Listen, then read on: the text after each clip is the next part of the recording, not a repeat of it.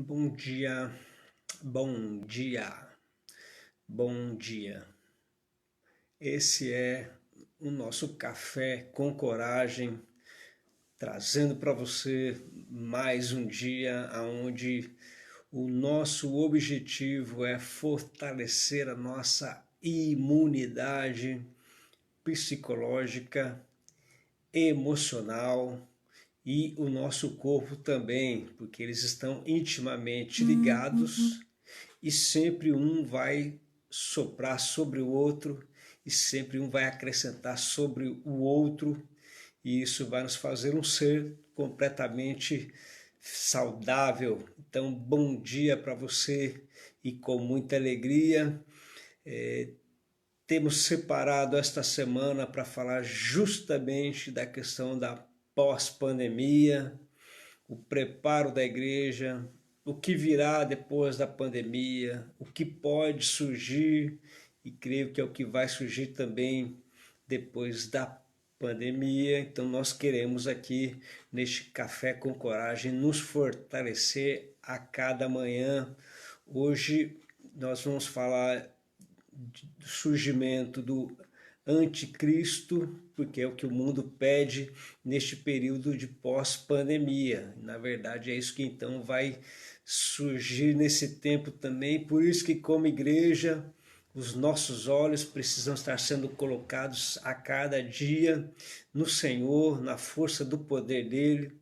É nele que nós precisamos alimentar a nossa esperança e a nossa confiança também. Então hoje, dia 23 de junho, terça-feira, aqui em Tatuí hoje, Dona Eliane está com 21 graus. Hoje já está melhor do que ontem, já não tem aquele vento gelado, então o tempo está muito propício para isso. Então, bom dia para você de perto, bom dia para você de longe, bom dia para todos nós que já estamos aí avançando nesse período da quarentena. Boas notícias sempre chegando, rompendo momentos de dificuldade, mas enfim, avançando, né? Então, nesse Café com Coragem de hoje, queremos tratar de alguns assuntos que eu tenho plena convicção também que vai fortalecer a nossa imunidade, vai nos ajudar na construção de novos desafios. Então, juntos nós vamos viajar nesses 50 e poucos minutos aí que vem pela frente. Sempre com muita alegria. Então, lá em Botucatu, a irmã Zoraida está informando que está com 17 graus. Então, lá deve estar friozinho, né? 17 graus, friozinho dentro ainda da realidade de São Paulo e dentro da realidade do Brasil. Então, bom dia para todos nós. Nós falamos um pouco ontem, Morato, 20 graus. Hoje, o que aconteceu Hoje já não está tão quente aí, dona Eliane. Já está ligação de São Paulo. Bom dia, Dina. Como é que está a equipa? Calorzão, né? Deve estar calor sempre. Bom dia você de perto, bom dia para você de longe. Lembrando que o nosso Café com Coragem sempre tem o objetivo de fortalecer a nossa imunização. Falamos lá desde o início da importância da mente. Uma mente saudável vai nos ajudar a produzir um corpo saudável. Então a mente saudável vai ajudar a produzir um corpo saudável, porque ela vai sempre trazer os comandos. E a nossa vida espiritual, por sua vez, então, se tiver no domínio de todas as coisas, muito mais ainda essa imunidade. 21 graus lá em São Paulo. Muito bem, dona Mari, muito obrigado, muito obrigado. Lá atrás a gente falou a respeito de sermos seres tricotomos, então seja corpo, alma e espírito. E então é muito importante para nós, para todos nós, para a igreja brasileira, para essa retomada de trabalho, lutarmos contra nós mesmos, para nós mantermos o espírito prevalecendo sobre o corpo. Vocês lembram bem que Jesus ele vai dizer assim, o espírito está pronto, mas a carne é fraca. Então Jesus está falando justamente na questão do desejo, questão de alma. O momento era de grande batalha espiritual, né, sendo travado. Então por isso ele vai falar. Quando nós temos as informações, e essas informações vão produzir em nós um propósito, um projeto, de uma ideia de aonde está a nossa esperança, e isso vai nos ajudar muito nas nossas escolhas e também vai nos ajudar muito nas nossas atitudes. Por isso que então não basta nós termos um monte de informação. O importante de tudo é nós fazermos prevalecer essas informações também na nossa vida e também nas nossas escolhas.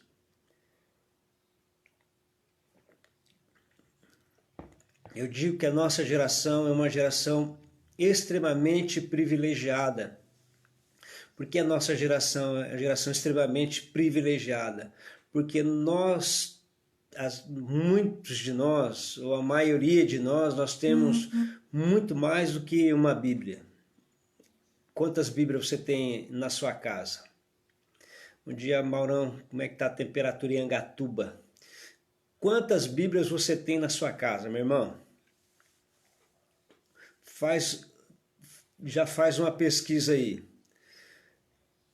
Hoje nós temos a internet, hoje nós temos livros, nós temos Bíblias comentadas, a informação chega na velocidade do tempo.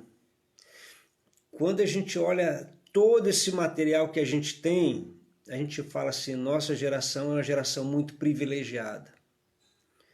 Por que a nossa geração é privilegiada? Porque os primeiros cristãos dos 3 primeiros séculos, eles não tinham as informações que nós temos.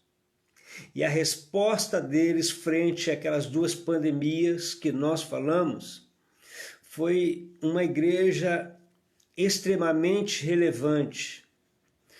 Porque o cristianismo, eu espero que todos tenham lido lá e pegado aquele material. Porque a resposta deles foi relevante no sentido de o cristianismo ter uma palavra de esperança.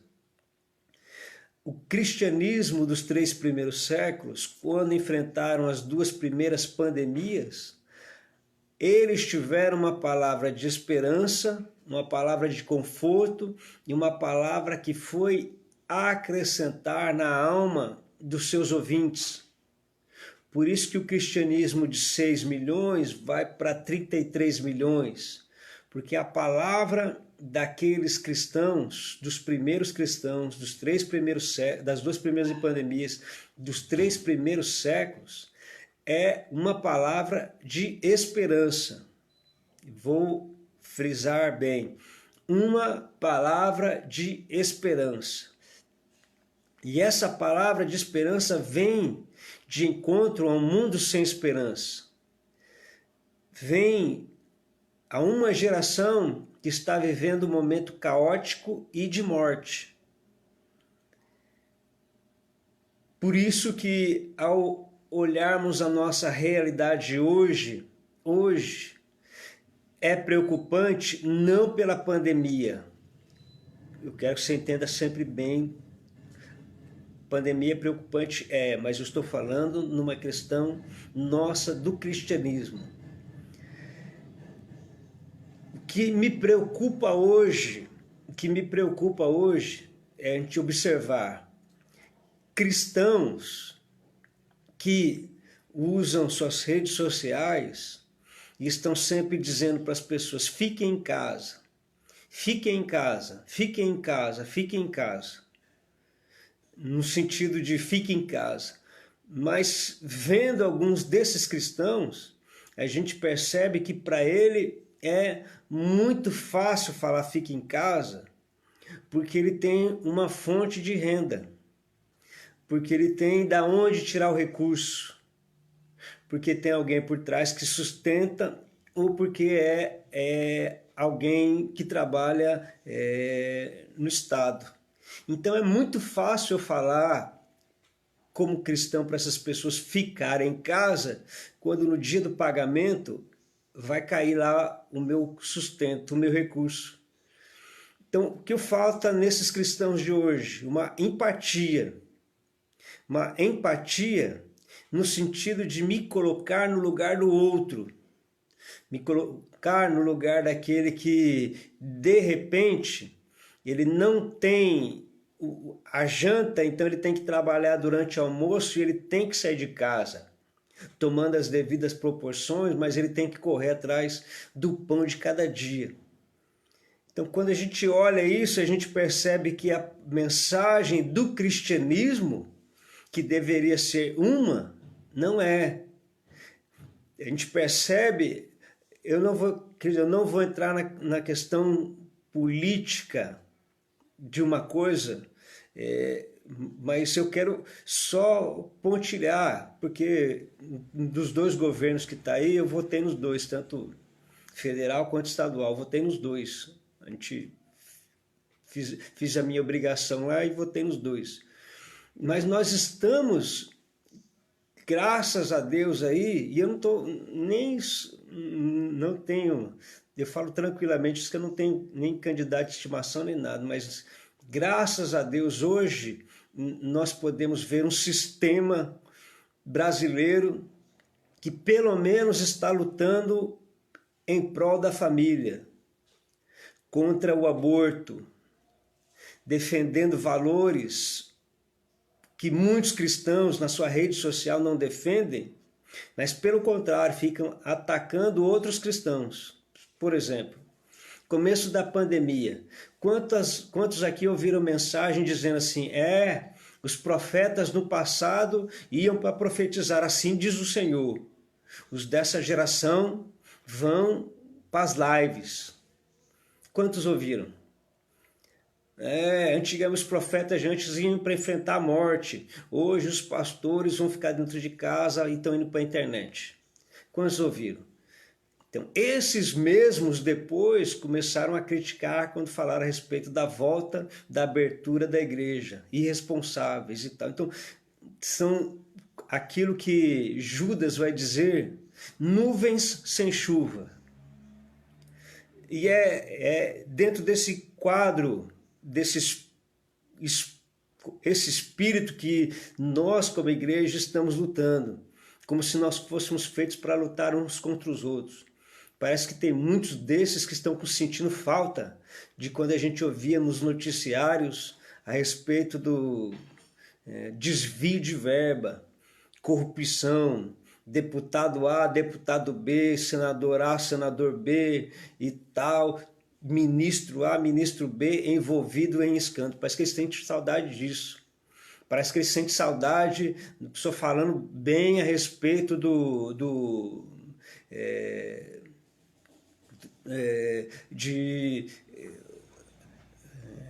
da defesa do LGBT. Parece que eles sentem saudade disso. E é dentro desse espírito o que falta hoje para esse cristianismo, dentro dos nossos segmentos, e para todos nós, é aquilo que nós chamamos a respeito de empatia. A empatia com o outro. Se eu tenho uma mensagem de esperança, e nós, a igreja, é a única que tem uma mensagem de esperança, eu preciso trazer uma resposta de empatia para aquelas pessoas, no sentido de que há uma esperança, há uma direção, há um cuidado. E eu preciso, então, dentro dessa avaliação, eu preciso, dentro desse sistema, olhar para tudo isso. Porque é muito fácil, volto a dizer, falar assim, fique em casa. É muito fácil. É muito comum eu dizer, fique em casa. Tudo é muito fácil. É muito fácil eu criticar o A porque é que ele está fazendo, porque ele é linha de frente, ele tem que tomar decisões, e ele tem que tomar escolhas, ele tem que fazer escolhas. Então, eu quero, nesta manhã aqui, falar que é dentro de um cenário como esse, que é muito propício a chegada de um anticristo. Por quê? Porque o momento é um momento extremamente caótico. Não há liderança, não há bons líderes.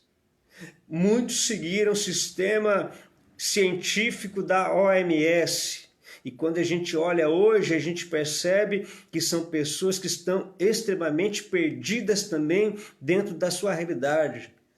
Nós, dentro de um contexto de Brasil, de pessoas que estavam no auge, ministros do próprio governo, da saúde, quando falar assim, máscara só para a turma da saúde. Aí, não, máscara não é só para a turma da saúde inicialmente, só para profissionais. Daqui a pouco todo mundo usa máscara, sem uma direção. Governo universal, lá da OMS, um dia fala uma coisa, outro dia fala outra. Sempre procurando trazer um terror, querendo se envolver em outras nações. Outros líderes querendo comparar Brasil com Itália, sem olhar a realidade.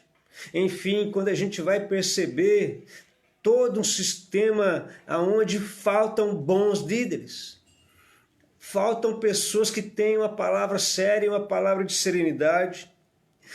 A gente ouve falar muito hoje a respeito de paz, e pede-se paz aqui, pede-se paz ali, e a gente vê toda essa aceleração de um sistema onde faltam realmente bons líderes, mas que, da mesma maneira, a gente olha que todo esse cenário está apontando para um líder, alguém que vai dar uma direção. Num ambiente caótico, e é dentro desse ambiente caótico que vai surgir, então, o anticristo. O anticristo vai aparecer em um momento como esse. E quando a gente olha sempre como cristãos, o que nós precisamos sempre olhar? A nossa bússola, e a nossa bússola sempre é Israel. Israel vai determinar o tempo do fim. Os acontecimentos lá que precisam nos remeter ao tempo do fim. Então, quando eu olho para um mundo como esse, cheio de caos e de insegurança, o Apocalipse capítulo 13 vai me falar a respeito disso, desse surgimento de um anticristo. Por quê? Porque é esse anticristo que vai trazer uma mensagem única. Há um tempo atrás, eu vi Boris Johnson, ministro da Inglaterra, primeiro-ministro da Inglaterra, e ele dizendo assim: nós precisamos de um grande líder. Nós precisamos de uma única palavra.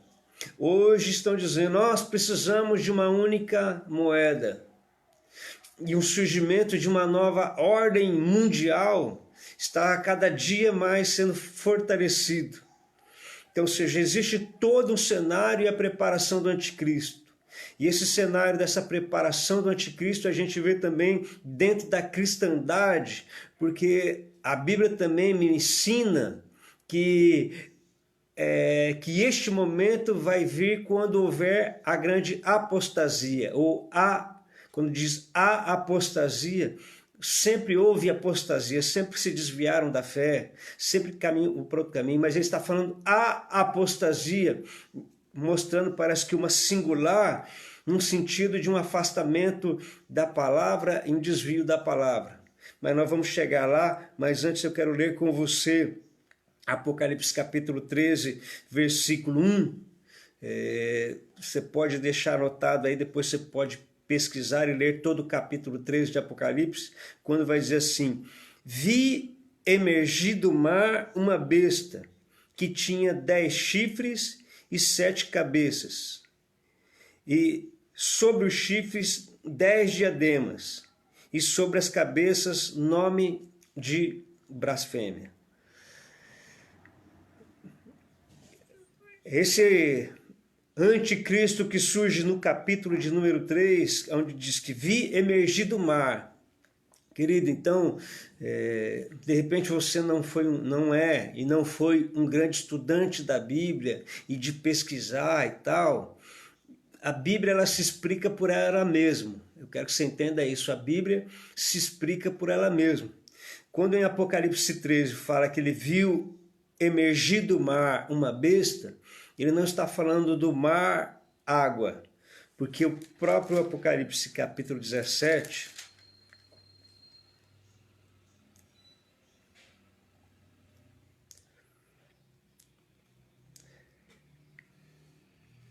Apocalipse capítulo 17, o versículo 15, ele explica por ele mesmo. Ele diz assim, ó: falou-me ainda, as águas que viste, onde a meretriz está assentada, são povos, multidões, nações e línguas. Então, rapidamente eu quero te explicar isso hoje para não ser a temática. A água que ele está falando aqui são de nações. O anticristo, ele vai surgir do meio das nações e do meio dos povos. Depois vai surgir o outro que vai ser de Israel, mas esse anticristo aqui vai sair do meio das nações. Se fala-se muito dessa nova ordem mundial e de um grande líder. E esse daqui vai ser como sendo um grande salvador da pátria depois. Mas o caminho que hoje nós percebemos vai trilhando para esses acontecimentos. Pode ser muito fácil nos nossos tempos que isso aconteça.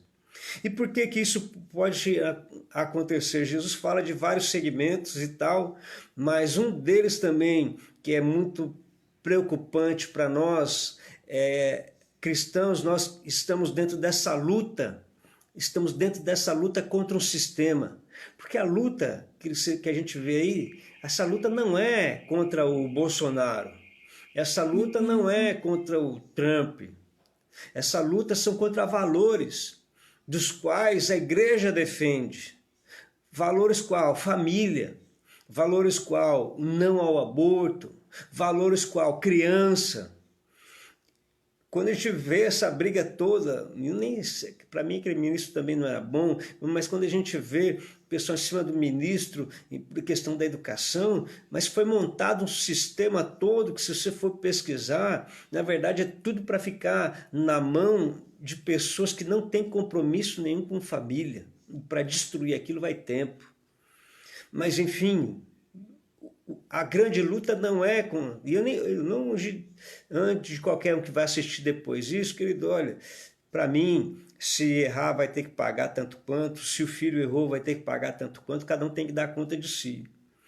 Mas eu estou falando de valores que a gente percebe que hoje nós encontramos de pessoas que pelo menos estão lá no governo e estão lutando contra isso. Longe de ser o melhor, tem os seus erros, tem suas falhas, poderia ter sido melhor em muita coisa, mas a gente percebe que existe todo um sistema lutando contra os seus ideais. E é na defesa desses ideais que eu estou falando, que são ideais que pelo menos a igreja deveria defender. Essa igreja que de repente vai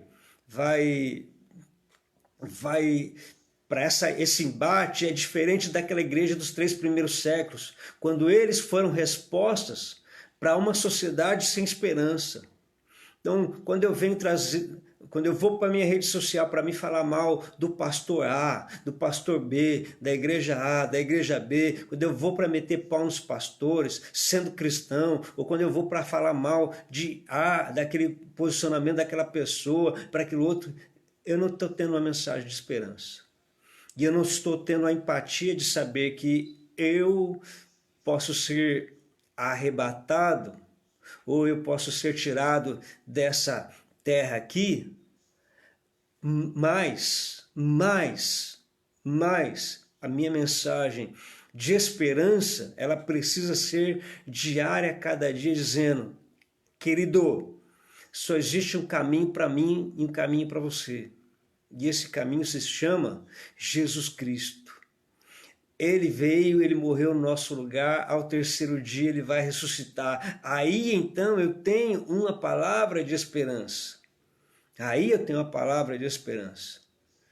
A igreja que vai ser arrebatada, como o irmão colocou aqui, é uma igreja que as cartas, a igreja diz porque aquela igreja foi fiel aos princípios doutrinários, porque guardou a palavra da perseverança, então ele vai guardar da hora da tribulação, mas é uma igreja que a sua esperança está no Senhor, confiança nele. Nesse tempo de pandemia, que nós estamos vivendo, qual tem sido a nossa mensagem? E aonde está a nossa confiança? Aonde está a nossa certeza? Aonde? Qual tem sido o nosso discurso? E às vezes a gente fica enveredando por discurso de defender A ou B e nós esquecemos de trazer uma palavra de esperança e de defender ali a nossa fé. Então, quando eu olho para a igreja brasileira hoje, eu vejo aquilo que está em 2 Tessalonicenses capítulo 2, do versículo 1 ao versículo 4, quando ele diz assim: olha, eu quero que vocês fiquem muito bem atentos. Os olhos de vocês têm que estar atentos e os ouvidos têm que estar abertos. Quando vocês começarem a ouvir tudo isso, realmente a coisa está chegando, mas vai chegar o momento da apostasia. E quando eu falo da apostasia, é a falta do conhecimento da palavra, a falta de um ensinamento doutrinário de saúde. E quando eu falei ontem da igreja rever os seus conceitos, eu não sou contra escola dominical, eu não sou contra grupos pequenos, eu não sou contra muito ensaio exagerado e pouco. Eu sou contra um ensino da palavra de qualidade ineficaz que vai produzir na vida do cristão um desejo, um sentimento apaixonado. Volto a dizer aqui aquilo que eu disse lá no começo.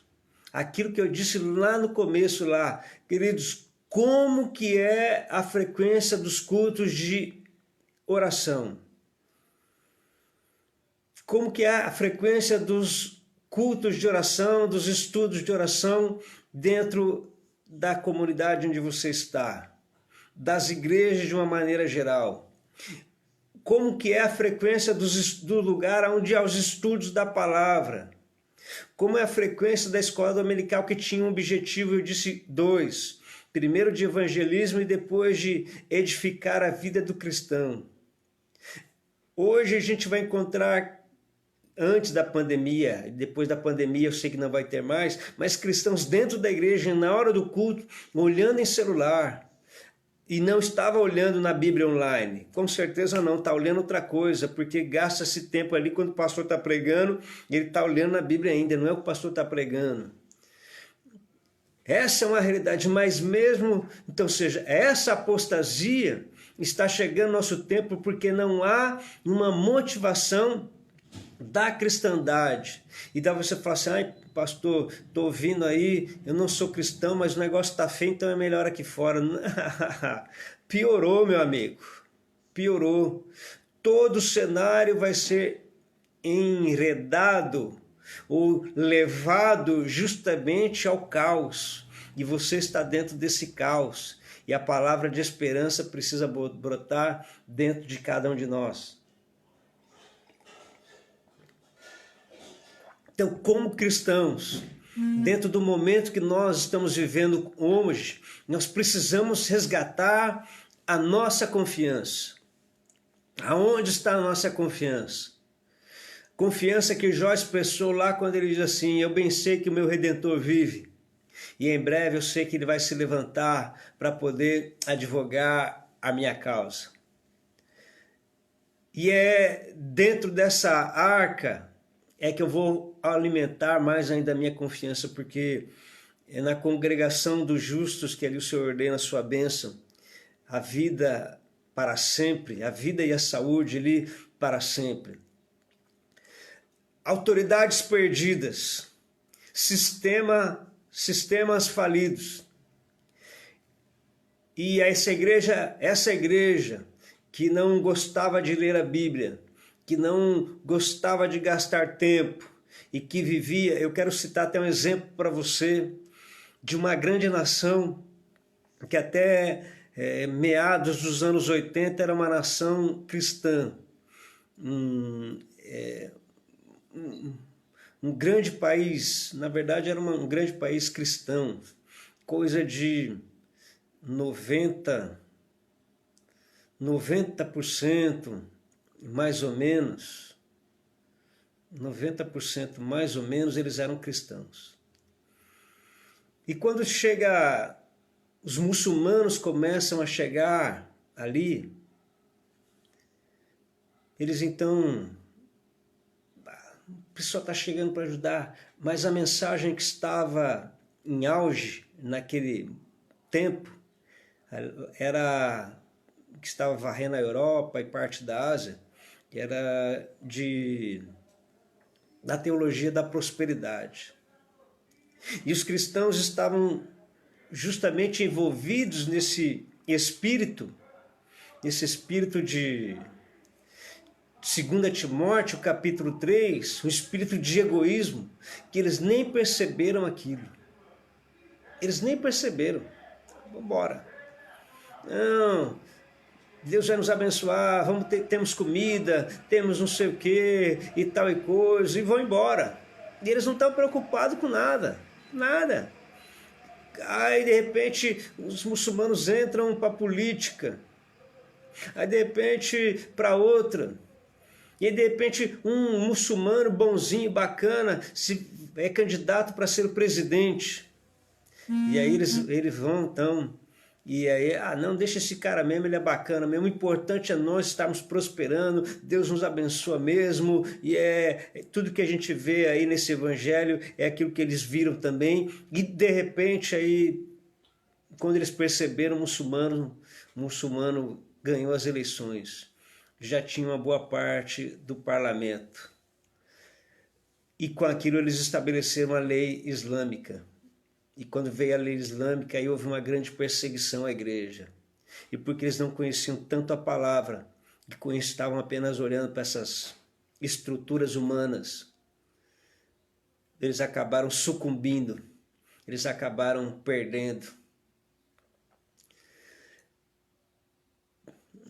Hoje essa nação, ela é uma das maiores nações muçulmanas. Até algumas ilhas que ficam perto dessa nação quiseram ser reconstruídas, elas pediram ajuda ao Brasil. A missionária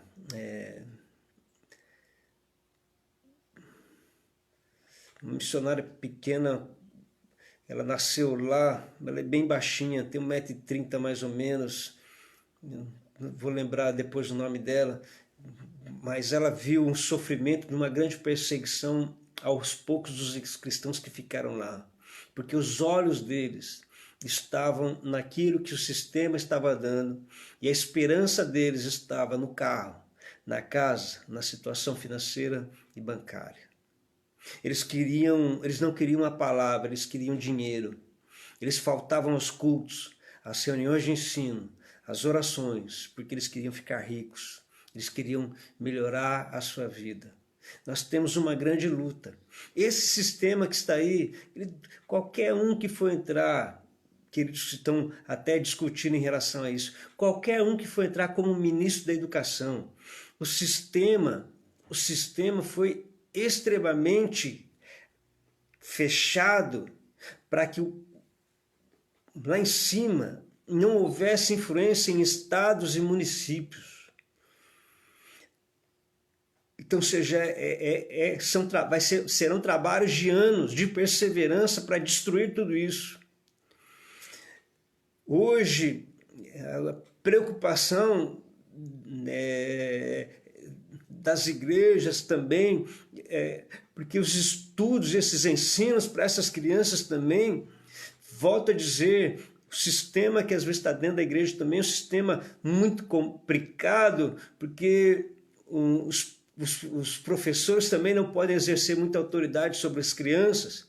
E essa escola bíblica, nem todos os pais, porque o domingo é o único dia que a gente tem para dormir um pouco mais, então nós não vamos para a escola bíblica dominical, nós não vamos levar as nossas crianças. Em muitas igrejas, o cultinho infantil serve apenas para ser o depósito das crianças, para que os pais assistam os cultos. E essa igreja, então, pós-pandemia, ela precisa se reformular. Nem todo mundo quer gastar tempo com as crianças. Então, essa igreja precisa se reformular.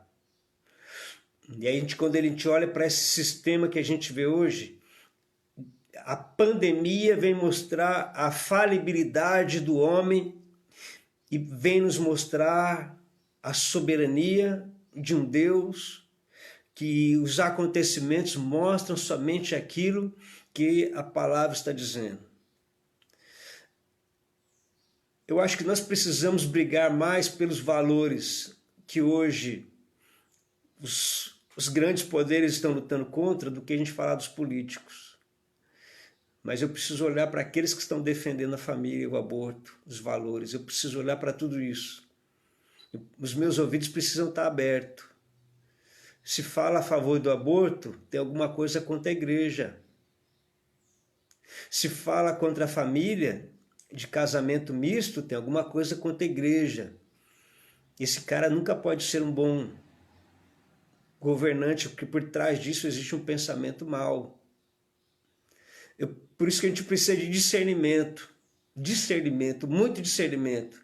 Essa igreja pós-pandemia, ela precisa se reinventar, e nós, que temos uma palavra de esperança, precisamos, mais do que nunca, nos posicionar também. Por isso que estar dentro da igreja, tem uma pessoa que sempre era da nossa igreja, era professora, ela falou assim, quando eu me aposentar, eu quero, depois eu vou montar uma estrutura para a igreja, para ensinar as crianças. Depois que ela se aposentou, ela falou, agora eu preciso curtir a minha aposentadoria. Cristã. E hoje a gente tem visto assim um aumento muito grande da maldade. E aí a frase daquele grande pregador, quando ele diz assim, o que me espanta não são os alaridos dos maus, mas o silêncio dos bons. Então estamos gastando tempo naquilo que de repente não é pão, e nem naquilo que vai trazer esperança para as pessoas. Aliás, essa igreja ela não traz nenhuma mensagem de esperança. A gente entra apenas para discutir o que outros estão discutindo.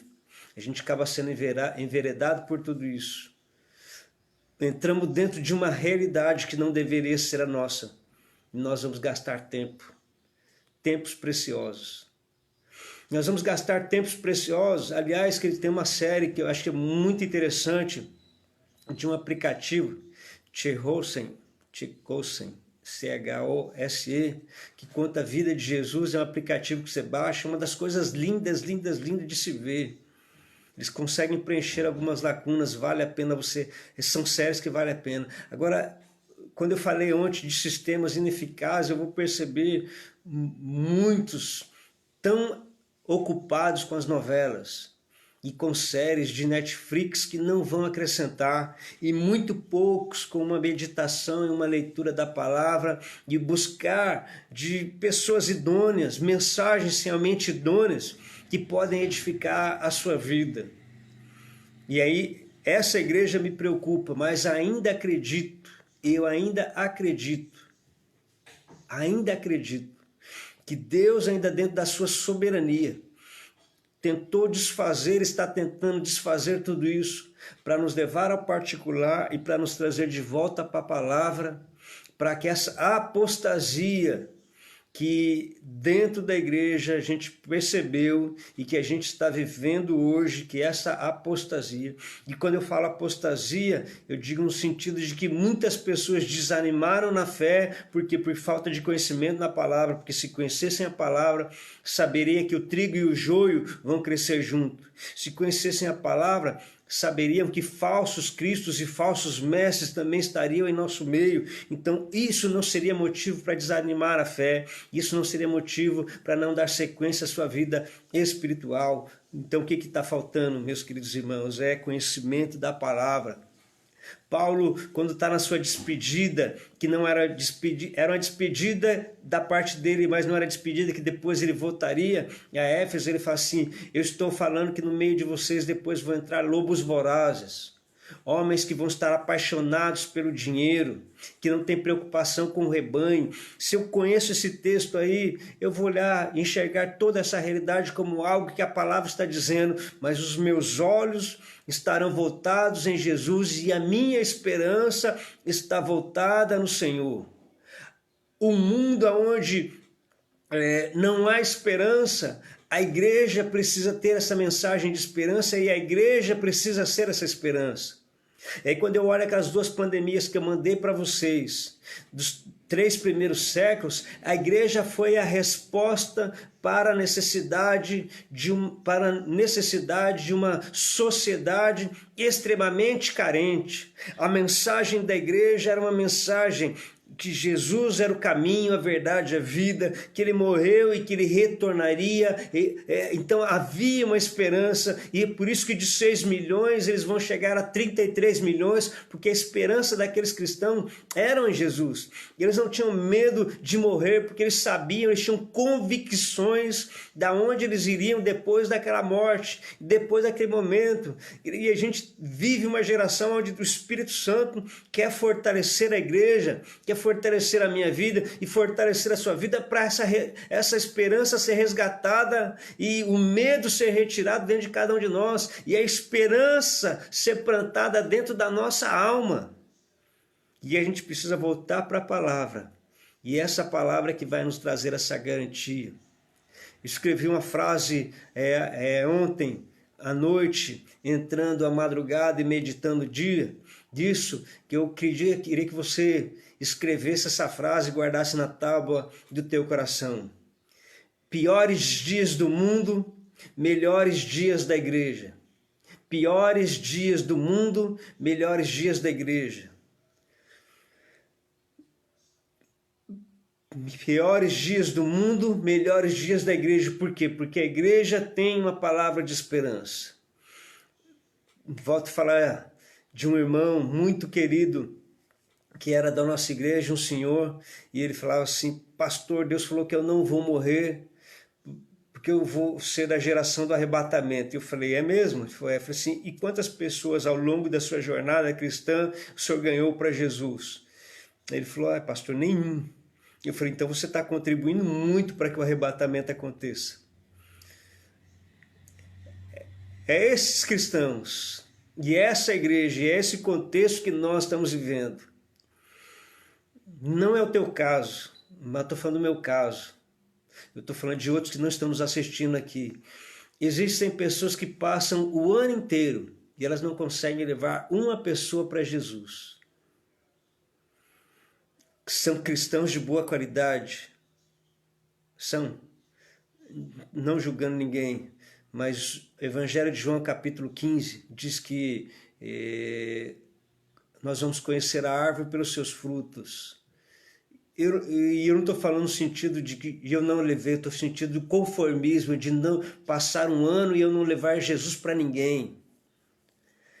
Esse conformismo de ter passado um ano e não ter levado Jesus para ninguém é o que incomoda realmente. Até onde eu preciso fazer uma avaliação e falar assim: até onde eu sou realmente um bom fruto. Faço parte dessa videira verdadeira. Até onde? Por isso, quando traz uma palavra de desafio de um sistema, isso mexe com a gente. Isso nos incomoda. Que tipo de cristão eu tenho sido? Eu tenho aceitado realmente essa palavra da verdade num momento ruim como esse para ser o sal da terra e a luz do mundo ou não? Agora, para que tudo isso aconteça, eu preciso então voltar à palavra. E aí eu vou voltar para aquilo que Jesus diz no Evangelho de João capítulo 4. Os campos já estão brancos para a colheita. Vocês estão dizendo que falta, e eu estou dizendo que os campos já estão prontos. como falei ontem, o nosso culto de domingo, que entrou aquele homem, e ele me lembrou no início, logo no começo, quando nós tínhamos chegado em Tatuí, tinha um vizinho de frente que ele bebia todo, usava droga, o nome dele é Sandro, e a gente estávamos tendo o nosso culto, estava tendo um momento precioso lá, o Sandro entrou todo bêbado e fedendo, mistura de cigarro com pinga, suor, e o Sandro entrou na nossa igreja, e os irmãos estavam tão apaixonados por Jesus, nós estávamos num tempo tão precioso, que abraçaram ele, falou, eu quero ir lá ver o pastor, e ele foi lá na frente e me abraçou, e falou, olha, vai ter aula, vai ter estudo de homens na casa do irmão tal, você quer ir? E ele falou assim, eu quero sim, bêbado que estava, ele morava em frente à igreja. E pegaram ele, abraçaram, e falou assim, eu vou passar na tua casa, eu vou te pegar lá. E isso era na terça-feira, quando foi na quinta-feira, na sexta-feira, que era lá na casa do irmão, passaram lá, ele pegou, ele estava no portão esperando. Esse rapaz se firmou na igreja, abandonou os vícios, Deus restaurou a vida dele, depois ele batizou, desceu as águas do batismo, eu vou confessar um pecado para vocês aqui, vocês não contem para ninguém, mas ele batizou, quando ele foi batizar, ele falou, pastor, eu quero me batizar, mas eu estou fumando ainda. Eu falei, cara, fica tranquilo que essa obra quem vai fazer é o Espírito Santo, não sou eu. Ele foi, desceu as águas do batismo, depois ele parou de fumar, se firmou na igreja, Deus restaurou a vida profissional dele, hoje é um rapaz casado, bem avançado, Deus prosperou, restaurou a vida dele completa, uma pessoa extremamente... Deus fez algo extraordinário, porque a empatia, o amor da igreja com os perdidos precisa ser essa. Então, esses tipos de pessoas vão nos procurar na igreja depois. E qual vai ser a nossa recepção? Como essa igreja que tem uma mensagem de esperança, como que ela vai receber? Os campos já vão estar brancos, porque o povo está desesperançado. E a igreja precisa se colocar à disposição. Estou falando de uma igreja individual, eu e você, para que a comunidade possa ganhar. E como que eu vou fazer isso? Palavra. Jesus teve empatia com aqueles que estavam chorando. Jesus teve empatia com aqueles que estavam endemoniados. Jesus teve empatia e Jesus contou a parábola que nós sabemos, a parábola do bom samaritano. Então não adianta eu conhecer a palavra do bom samaritano, eu preciso tomar uma atitude de samaritano. Você está assistindo, vai ser essa mensagem depois, você deixou de ser igreja por causa das pessoas. Querido, pelo amor de Deus. Jesus foi algo tão extraordinário. O que você está falando para mim? Você não bebe, não, você não está indo na igreja, mas você não bebe, você não fuma. Tá aí, você está tomando ceia aonde, querido? Porque Jesus disse que quem não comer da minha carne, não beber do meu sangue, não tem parte comigo. Você está tomando ceia aonde? Você está se alimentando aonde? Volta.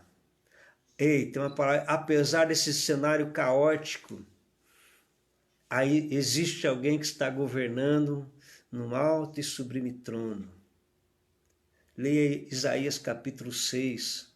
Quando acabou a comodidade do profeta Isaías, ele viu o Senhor assentado num alto e sublime trono. Quando a geladeira esvaziou, quando ele ia ser tirado do palácio, ele viu o Senhor assentado num alto e sublime trono.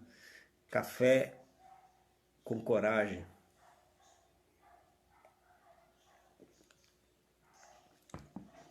E esse preparo, Deus tira essa igreja de cena e coloca essa igreja dentro de casa. E essa igreja que está dentro de casa precisava agora acompanhar as lives, precisava acompanhar os cultos, precisava fazer uma autoavaliação da sua vida, uma reflexão de como tem sido o cristianismo. Tem cristãos de domingo à noite que não estão assistindo culto nenhum. Vou falar aqui para nós.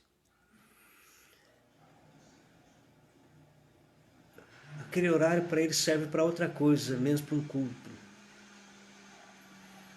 Qual é a palavra de esperança e qual é o compromisso dele?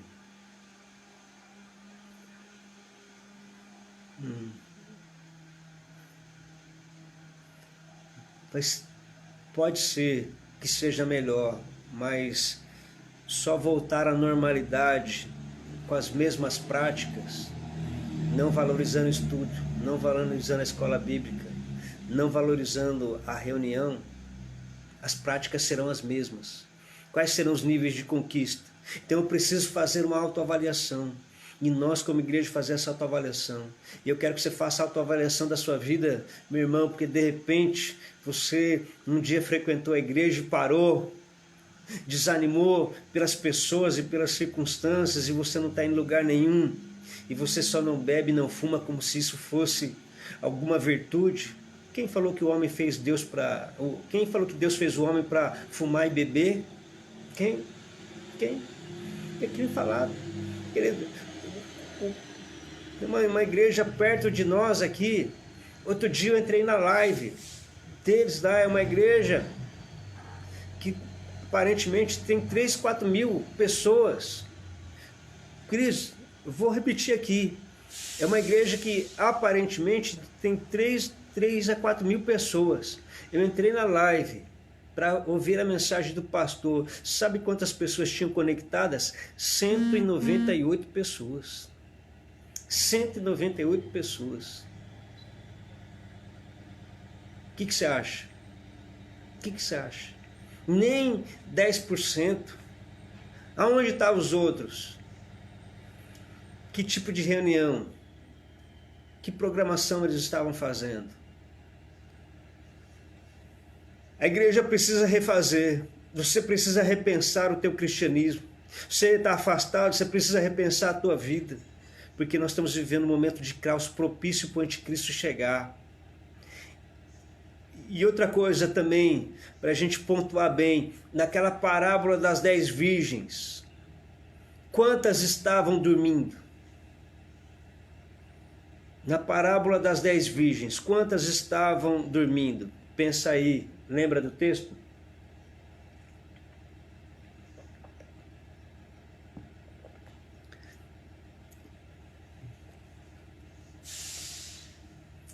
Quantas?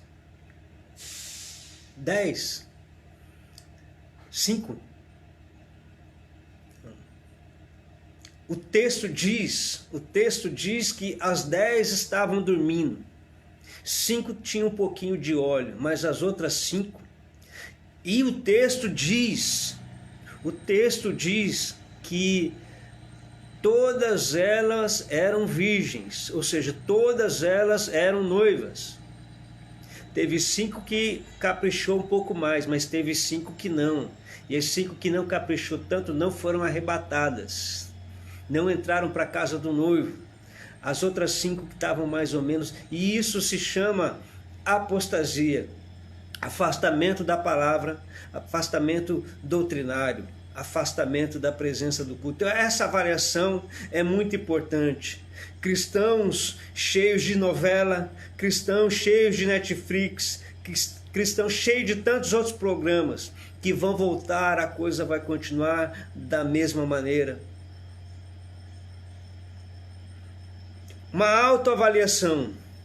Eu acho que então aquela igreja dos 3 primeiros séculos, aquela igreja das 2 primeiras pandemias, elas tinham uma palavra da verdade. Elas tinham uma palavra de esperança. Elas não ficavam gastando tempo apenas na crítica de um ou de outro, mas eles trazem uma palavra de esperança. Jesus Cristo ainda é o mesmo, ontem, hoje e sempre. Jesus é a pessoa certa. Jesus é a luz do mundo. Jesus é a pessoa. Jesus é a pessoa. 1 de Timóteo 3,15, quando Paulo escreve a Timóteo e diz assim: a igreja é o baluarte da verdade. Então, seja, o que é o baluarte? É aquilo que vai à frente. Então, a igreja precisa transmitir a verdade. O mundo está realmente conturbado. Precisamos de um grande líder. Você pode ver que sempre quando surge um grande líder, aquela liderança vai para uma idolatria, porque o mundo parece que precisa de um líder, de um grande líder. Por isso que o pessoal vai para a idolatria. Aquele chegou é a solução do mundo. Aí vamos para o extremismo, um extremismo radical de pensamento que a pessoa é perfeita e não é. A gente viu o Sérgio Moro se tornou um grande líder nacional, acabou se tornando ídolo, depois a gente percebe que tem falhas como homem. Ayrton Senna era para nós um grande ídolo. A carência de grandes ídolos e de grandes líderes leva a gente a olhar para isso daí. Mas por quê? Porque os nossos olhos de esperança não estão nisso. E querido, quando a gente olha para Jesus, a gente percebe que Jesus ele vem e nos completa em tudo aquilo que nós então precisamos. Então o mundo pós-pandemia precisa de uma igreja que os seus olhares estão voltados para Jesus. Pessoas sem esperança precisam voltar para Jesus porque Ele é o caminho. Muitos estão correndo para aprender com outros. Nunca num momento tão grande da história da igreja, pessoas estão também buscando soluções e alternativas. E muitos têm voltado para o Evangelho. E muitos voltarão para o Evangelho. Será que eles vão poder contar conosco? Será que eles vão poder contar comigo e com você? Será que quando nós voltarmos para as nossas comunidades, para as nossas reuniões, essas pessoas vão poder entrar dentro da nossa igreja e o nosso culto não vai estar tão voltado para as nossas necessidades, ao ponto de eu olhar para o lado e ver que tem uma pessoa chegando ali, a qual eu vou abraçar ele e vou abraçar ela e vou fazer ela caminhar comigo? Será que eu vou ser aquela igreja dos 3 primeiros séculos e dizer, pode contar comigo? O quê? Está faltando o quê? Está faltando pão? Está faltando leite dentro da tua casa? Eu vou te ajudar. Está sem emprego? Eu vou orar junto com você, vamos orar juntos. Está passando dificuldade? Conta com a minha oração, estamos orando junto, mas eu vou te ajudar. Estou com 2 pacotes de feijão aqui, eu vou dar um para você. Eu tenho 2 blusas aqui, eu vou te dar uma. Será que essa igreja está renascendo agora com exemplos de Cristo?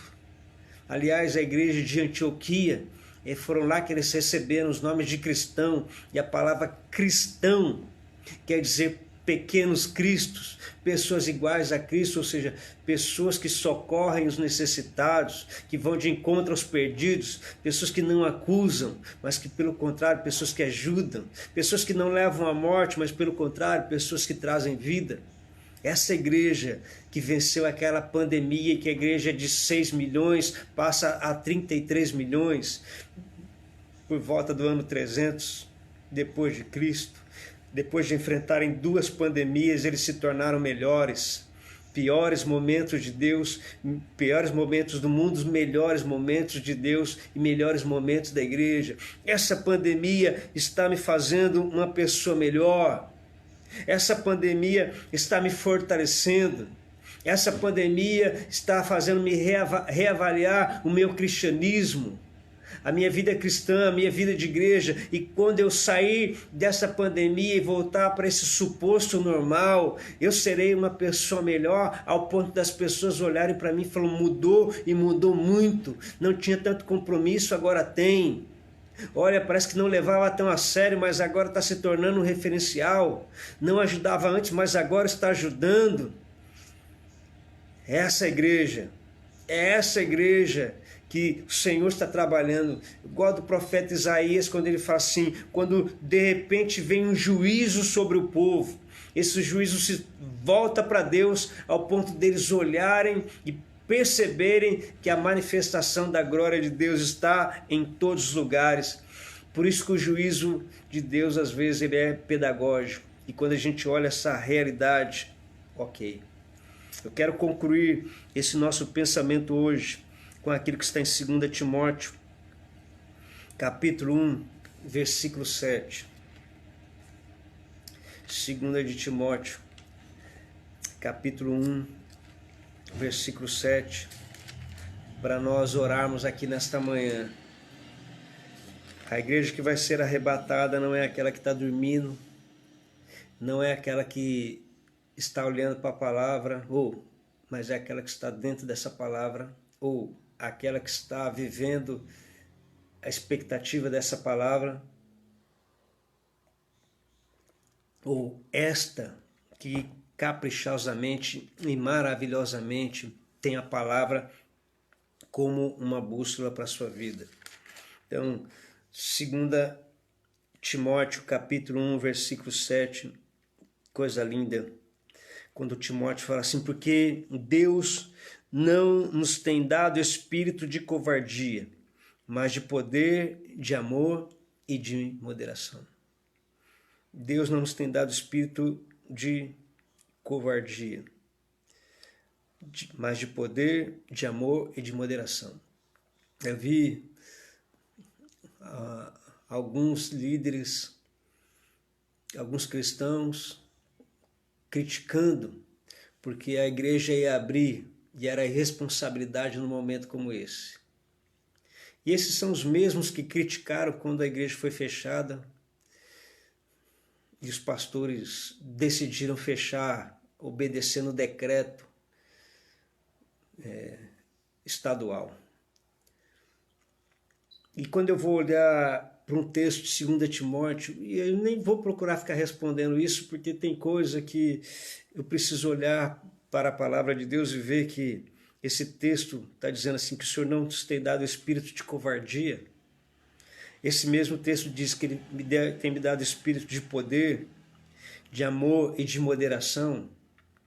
Eu vou entender muito bem isso. Amor e moderação. A palavra de Deus não está presa, mas a palavra de Deus precisa continuar sendo pregada. Paulo escreve para Tito dizendo isso, a palavra de Deus não está presa, Tito. Ele estava preso, mas a palavra de Deus não está presa. Eu não precisava, Deus estava mostrando que Ele não precisaria dos tempos para a gente pregar. Que a nossa pregação tem que ser diariamente, todos os dias, no local de trabalho e da maneira e da ferramenta que a gente tem então para fazer. Essa igreja que precisa melhorar, agora ela precisa colocar Deus em primeiro lugar em tudo. E nessa noite e começo de madrugada, orando e escrevendo esse texto, eu quero fechar esse pensamento com vocês aqui nessa manhã, dizendo que agora, queridos, o momento que nós estamos vivendo é um momento para nós orarmos mais. É um momento para nós lermos mais. É um momento para nós separarmos mensagens e pregadores idôneos, compromissados com a palavra, e nos preparar, porque os campos já estão brancos para as colheitas. Virá um tempo de colheita, virá um tempo sobrenatural da parte do Senhor. Virá um tempo de uma ação maravilhosa de Deus, porque a história das pandemias mostra isso. Mas eu preciso olhar também que um cenário como esse é uma preparação para o anticristo. E a noiva que estiver dormindo vai enxergar no anticristo como a solução e a resposta para o mundo. E vai atrás dessa pessoa também, infelizmente. Porque a palavra de Deus vai me ensinar a respeito disso. Porque o estudo da palavra vai me levar a isso. A igreja que volta ao teu princípio e olha e vai obedecer ou procurar obedecer no máximo aquilo, porque Deus vai medir o coração de cada um, essa igreja, sim, será tirada dessa terra.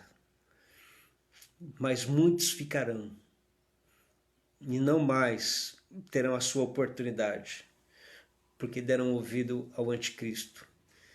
Por isso que eu preciso olhar com carinho e avaliar a minha vida agora. Aonde estão os meus valores e aonde está a minha esperança? Se a minha esperança está em Jesus, e isso vai potencializar as minhas decisões também, alma. Aquilo que eu creio vai potencializar as minhas decisões. Se eu sei que Jesus é a minha esperança, eu não tenho dificuldade, querido, para mim, desde quando converti. Eu amo estar na igreja. Não sei como as pessoas conseguem faltar em culto. Eu não sei como as pessoas conseguem faltar em ceia. Ao longo dessa jornada de tempo, eu nem sei o que é ficar sem ceia. Sempre. Porque Aquilo onde está a minha esperança é o que vai potencializar as minhas decisões. A igreja, estar na igreja, estar no culto, para mim é uma prioridade. Por quê? Porque já está dentro do meu coração, da minha alma, o desejo de estar ali. Cada vez, isso desde quando me converti. Hoje eu vou para o culto, porque eu acho que algo sobrenatural vai acontecer. Então eu quero orar junto com você, porque já avancei no meu tempo. Eu quero orar junto com você. Eu quero que essa palavra possa arder no teu coração. Fechando com aquilo que Timóteo diz, que o Senhor tem nos dado um espírito de moderação. Moderação. Alegrei-me quando me disseram, vamos à casa do Senhor. Vamos orar juntos nessa manhã. O cenário que está aí é um cenário proposto por anticristo. Quem sabe lá na frente nós vamos fazer um estudo do final dos tempos e você vai enxergar tudo isso que eu estou falando para você. O cenário que vai ser colocado, a igreja que vai, aqueles que foram igreja um dia e que ficaram, e para aqueles que tiveram uma oportunidade e que não aceitaram, infelizmente. Mas há uma oportunidade para nós e o Senhor está nos dando essa oportunidade neste momento agora, para cada um de nós. Talvez você está assistindo essa mensagem, você quer entregar a sua vida para Jesus. Essa é a hora. Talvez você em algum momento vacilou com as coisas também. É hora de você entregar realmente sua vida para Jesus. Falar, Senhor, quando voltar os cultos e a pandemia, o Senhor pode ter certeza que eu vou valorizar estar na comunidade. Eu não vou me esforçar o máximo e vou separar essa data do culto, eu vou te levar tão a sério. É essa igreja que Ele está preparando para a pós-pandemia. É essa igreja apaixonada por Jesus, que quer estar com Ele todos os dias, todas as horas e todos os momentos. Essa igreja que Ele vai vivificar para ser a igreja multiplicadora. Você me perdoa se eu avancei um pouquinho no horário, se gastamos um pouco mais, mas eu tenho certeza que essa palavra nesse dia 23 de junho pode significar muito para todos nós. Ser realmente igreja é tudo de bom. Estar dentro dessa arca, ainda que algumas coisas sejam fedidas lá dentro, ainda que tenha muita cagada lá dentro, mas é bom demais estar ali. Queridos, vamos voltar e sonhar, sabe, com aquele culto em que a gente não vai olhar para a vida do irmão, mas que a glória de Deus vai invadir o culto. Vamos. Nós vamos retomar os cultos novamente. E aquela... glória, bênção, bom demais, dá conta. A graça de Deus vai nos envolver. Deus vai salvar os perdidos. Queridos, como foi bom ver aquele rapaz se prostrando lá na igreja, lá, lindo, lindo, lindo és. Glória, glória, eu te dou. As pessoas vão entrar pelas portas da igreja e vão encontrar em nós crentes que vão abraçá-los e vamos dizer assim, pode contar comigo, eu vou te ajudar aqui, ó. A gente não vai esperar dos outros, nós vamos até lá. Vamos orar, vamos, nesta manhã, vamos orar. Um mundo diferente para receber e viver momentos diferentes, porque uma igreja diferente está sendo formada nos bastidores dessa história, dentro dos seus lares, em suas casas. Senhor Jesus Cristo, obrigado porque nós estamos vivendo este momento da história. Obrigado porque nós estamos vivendo este momento da pandemia. Obrigado, Senhor, que privilégio, Senhor, esse tempo que o Senhor está separando para nós, aprendermos mais do Senhor, a ouvirmos da Tua palavra, a recebermos a vacina que vai nos trazer a imunidade, para recebermos a vacina que vai nos preparar para os vírus da frieza, para o vírus da morte, da destruição. Obrigado pela vacina da tua palavra que vai nos trazer pessoas imunes contra todo pensamento contrário. Abençoa a vida dos meus irmãos, abençoa a sua igreja, abençoa o seu povo, abençoa os teus filhos. Aonde chegar essa mensagem nesta manhã, em cada coração e em cada horário, ela possa produzir um fruto extraordinário na vida dos meus irmãos, daqueles que estão nos ouvindo, e que possa nos ajudar, Senhor, a melhorarmos cada dia mais e o teu nome seja glorificado. Em nome de Jesus, oramos agradecidos. Amém. Amém, queridos. Em todo tempo e em todo momento, Deus, ele é fiel. Aquele que não poupou seu próprio filho, com ele também nos dará todas as coisas. Que eu estou bem certo que nem a morte, nem a vida, nem as coisas do presente, nem as coisas do porvir, nem qualquer outra criatura, nem principado, nem potestade, poderá nos separar do amor de Deus que está em Cristo Jesus, nosso Salvador. Beijo no teu coração, beijo para você, que ele te fortaleça muito, que seja um dia especial na tua história de vida. Continue convidando alguém para nós estarmos juntos. Essa semana, igreja, pós-pandemia, a mensagem de esperança, mensagem que transforma e a mensagem que traz vida. Deus te abençoe.